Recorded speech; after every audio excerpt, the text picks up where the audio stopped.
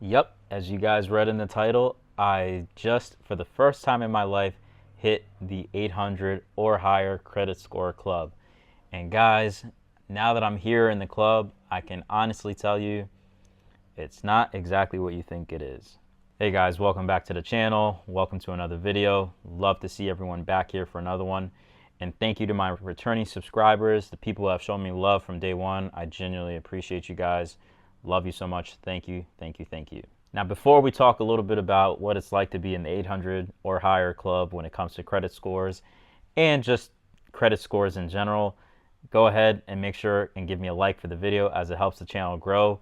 Make sure you subscribe to the channel and turn on your notifications so that way you're notified whenever I upload new videos to the channel. And of course, share this with a family member or friend. And lastly, guys, I will also mention that I am still doing some free coaching sessions. There's a lot of people who have asked me in the comments how they can get their free coaching sessions, so I'll say it here again. There's a link in the description where you can do a free 30-minute coaching session with me. And keep in mind, spots are limited. I'm only doing a very few amounts of these, and we do have some spots still available. Now, after all those spots run out for the free coaching, there's still going to be a link in the description where you can still sign up for financial coaching. Again, that link will take you to my calendar, and then of course you can book from there. And of course, I can point you in the right direction when it comes to finances. So guys, take a look at this message that I got in my inbox the other day. And it's quite interesting because the message reads, "Great work. Your score went up by 11 points since February. And not only that, you are in the 800 club," which of course means that my credit score has gone to the 800 to 850 range, which, by the way, for those that don't know, that is the highest credit that you can have here in the United States. So what does that mean per se? I guess that means you're really financially smart, or maybe you're really good with your money, or maybe it's some, I guess, huge props and you're sitting in this little club full of people with, that are just all 800 and above credit score and you're the best of the best. I don't know. Personally, it's quite interesting, and this is sort of what I've been thinking about. And let me break down how small of a group I guess I'm in when it comes to this credit score stuff. So the first thing that popped up in my mind is, well, what does the population look like here in the United States? So I started to do a little bit of research, and I put into my web browser what percentage of the US population is over 18 years old. So the estimated population here in the United States is about 340,110,988 people. And of course that is an estimate, and it is based off of an AI generated answer. So if we round down, and of course we say, okay, there's roughly around 340 million Americans. Now you start to ask yourself, which is what I put into the browser, how many people are over the age of 18? And this AI generated response basically said that according to the US Census Bureau, 77.9% of the US population is over the age of 18, or if we can round up, it is 78%. So if we do a little bit of math here, that comes out to roughly around 265 million Americans are over the age of 18. And the reason, of course, is because over here in the United States, over the age of 18, you can start applying for credit cards. Now, the next thing that I decided to put in my browser, and of course, this is an AI generated answer as well, but the next thing I asked is what percentage of the US population has an 800 credit score or higher. And the AI generated response was nearly 22% of Americans. Of that small minority, remember, we're thinking about ages 18 and over. So if you have 265 million Americans, and of which only 22% of them have an 800 credit score or higher, you now fall in this small little niche of folks, which is about 58 million people, a little over 58 million people, that have over an 800 credit score. So you're part of this, I guess, elite club per se. And by the way, guys, to be honest with you, and this is what I have learned, having an 800 credit score or higher means absolutely nothing. A lot of times people even ask the questions, and I've seen this online, how do you get a high credit score? How can you work on your credit score? Right? It's very, very important. How can you do that? And I'll tell you what, one of the easiest ways that I was able to get such a high credit score is I would never think about it. And you're probably wondering, well, how did you get it so high if you never thought about it? Well, if you've seen my videos where I talk about your financial automation system, And I'll go ahead and I'll put a link in the description, possibly somewhere here on the screen. But as I started to automate a lot of my finances, you start worrying less and less about the finances aspect, and you live your life and you do what you need to do. Your bills will automatically get paid on time. And because your bills automatically start getting paid on time, your credit score typically goes up over time. Why? Because you're paying back the money on time. Typically also, as well, as time goes on, and if you're paying back and they're seeing that you're responsible with it, they'll give you automatic credit limit increases. So I've gotten those throughout the years. But more importantly, guys, one of the things that I've learned is, as I start looking at what you can leverage your credit score for, most Americans, they will go ahead and buy stuff that doesn't mean anything on credit. So typically, a lot of times it's for stuff that in 10 years from now is not worth anything. So if you talk to people about credit scores, they'll tell you it's very, very important because it allows you to buy stuff. So essentially, you're leveraging your credit for the wrong things. So I'll see people buy cars, they'll buy clothing, toys.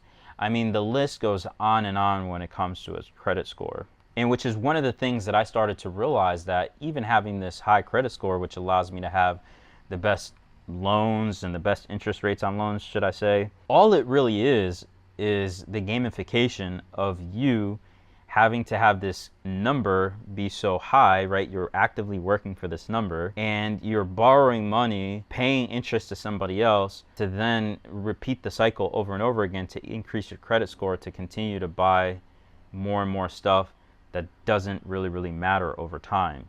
So literally all it is just a gamification, so that way you can continue to buy stuff and continue to, you know, make the economy hum, because of course that's what we do here in the United States. We're a very consumer driven society. So having such a high credit score, again, really means nothing. You know, people are conditioned to just buy stuff that don't matter. And then they go through this process where they're literally on the hamster wheel and they run, doing the same thing over and over for many years, thinking that they're in this elite group of people with such a high credit score. And unfortunately, that is what I've seen a lot of times when it comes to the gamification of credit. So this high credit score, personally to me, doesn't really mean much. So now you might be thinking, well, if it doesn't mean much, then what's the purpose of it? And one of the things that I started to notice, and especially people with some resources, sometimes what they'll do is they'll start to leverage their assets and leverage their credit score in order to continually get richer.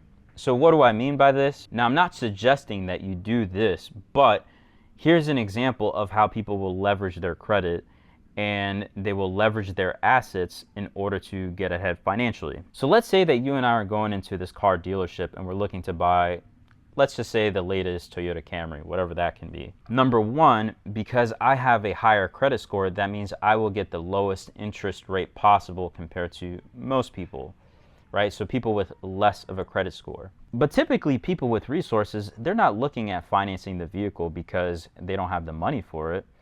They will rather take the money that they have, as an example, go ahead and put that into, let's just say, an index fund that can produce on average 10 to 15% rate of return. And by the way, they're out there. You can also tell me in the comments that doesn't exist, but I have seen them. So go ahead and take another look. And as an example, if we're buying the same car, let's say that is 3.99% or 4%. So this 4% that I'm gonna pay, which is obviously one of the best interest rates that you can get, and again, I'm making this up, it's just as an example, but typically the 4% will be the lowest that you can get for a really high credit score, and then it'll go up from there for people who have less of a good credit score. So A, I'm paying less in interest. B, I'm leveraging my capital, which is the money, I'm putting it into funds that will make me more money, 10 to 15%. And now the spread, right, is what I can keep, meaning I'm spending money on assets that will make me more money. And the difference between the spread, I get to keep and have more assets while also paying off the car and having a car for free, in a sense, because the assets are buying it. That is a way of leveraging your credit and leveraging your assets to A, get ahead financially, but B, buy the same product that you and I are buying, except I have a much bigger advantage than you because you have a less credit score and you don't know how to leverage. And of course, I'm not saying that you should leverage, but that's just an example of what I see some people do. I'm not a big leveraging person. I prefer that most folks will take their income and use that to get ahead in life. And so I have reached a point in my life where you can take your skill sets, generate a lot of money with your skill set. For example, let's say you're doing $500,000, $600,000 a year, and then using that in order to get ahead and not really leveraging credit. Because let's face it, as you start going up the income ladder and as you start making more money, you start to realize that there's very little things that you actually need to leverage your credit for. Yes, not everybody has, say, $400,000 lying around to buy a house, and maybe you want to leverage your credit for that. But for most other things, as an example, let's just say you want to buy a car, $25,000 car. If you're making $600,000 a year, you don't really necessarily need to leverage your credit for that, right? It's just, you can factor that into your budget and be able to buy the car. Even speaking from a house perspective as well, if we want to touch on that topic a little bit, if you're making $600,000 a year, and again, this goes back to building up your skill sets. You have to put in the work first to get to a point where you are commanding that type of revenue from the market. But if you're making $600,000 a year, you can take a good portion of your income and roll that into paying down how much it costs to own these properties, thus bringing down how much you're spending in interest when it comes to financing homes. Remember, the longer you hold on to the loan, the more money that you're spending on the back end, because that's how most of America makes their money. It's really on the interest. We make a lot of money off of taxing people in a sense. So again, I don't want to make this video any longer than it is, but what I wanted to emphasize to you guys is that when you have these high credit scores, don't let people fool you. It's not exactly what it's all cracked up to be. A lot of times people pedestalize this number, this big credit score, like, ooh, you know, I made it into this special club. I have an 800 or higher credit score. But in reality, again, most of Americans, they buy stuff that doesn't really matter in 10 to 15 years from now. So literally, all they're doing is putting themselves on a hamster wheel to run, do the same thing over and over and over again, and never really get ahead in life, because buying stuff is what we're programmed to do, unfortunately. And having a credit score that's high like that, all it really is the gamification of buying things. It's to keep you in this perpetual cycle. Now, the people who figure this out and realize, oh, snaps, I can really start to leverage this stuff for other things that make a lot more sense than buying stuff that doesn't really matter. Now, those are the people that really start to get ahead. For those with an 800 credit score or higher, I'm kind of curious. Leave your thoughts in the comments below. If you guys think I'm wrong too, let me know as well. I'm kind of curious for those who have high credit score, or maybe you want to teach me something that I don't know. I'm always open to listening. Let me know in the comments below. All right, guys, so I got to go get ready for a business trip, but I wanted to have this quick conversation with you all. But again, thank you so much for watching. I really appreciate it. I love you guys a lot. Make sure you give me a like for the video, again, as it helps the channel grow. Go ahead and subscribe to the channel and turn on your notifications so that way you're notified whenever I upload new videos. And of course, share this with a family member or friend, especially those people who think that having a credit score or even a high credit score means anything, because in my opinion, it really doesn't mean much. And one last thing before I let you guys go, remember, I am doing financial coaching. I am helping people out, and especially doing a free session. So I'll put a link in the description there. Go check that out. And if that doesn't work for you, of course, that means that we are filled. I'm only giving this out for a select number of folks. So keep that in mind. Anyways, guys, I got to head out. Love you all. Appreciate you all. And I'll see you in the next one.